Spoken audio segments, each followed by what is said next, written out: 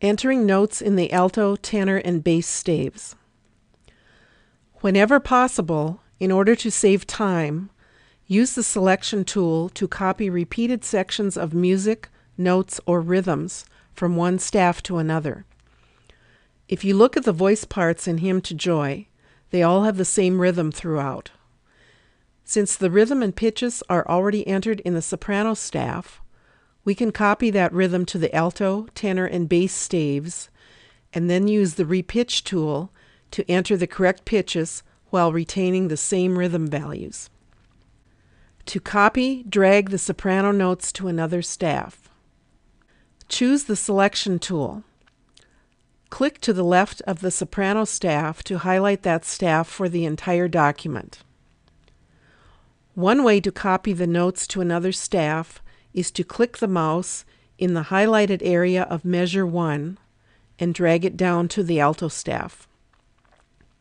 Make sure you line up the beats within the measure. Release the mouse when you see the heavy black boxes appear. The notes from the soprano staff are copied. The rhythms are correct, but obviously the pitches are not.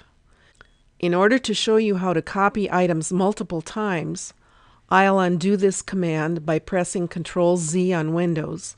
That's Command-Z on Mac. To copy-paste multiple staves in a score. When copying music to multiple staves in a score, it is quicker to use Finale's Paste Multiple feature.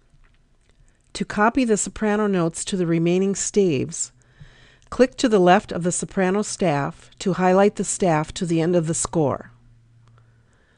Copy the highlighted region by pressing Ctrl-C on Windows. That's Command-C on Mac. Click in the target measure to highlight it. This is measure 1 of the alto staff. Context click in the measure and choose Paste Multiple.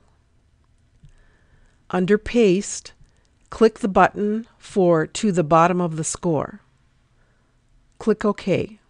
Now we are ready to repitch the notes in the alto, tenor, and bass staves.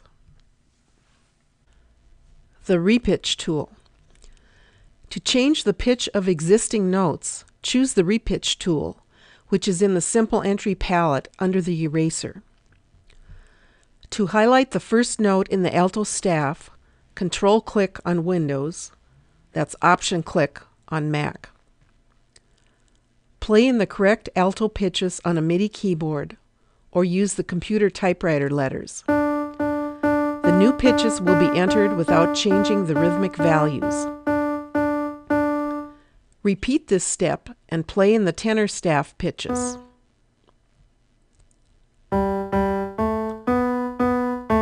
And repeat again for the bass staff pitches.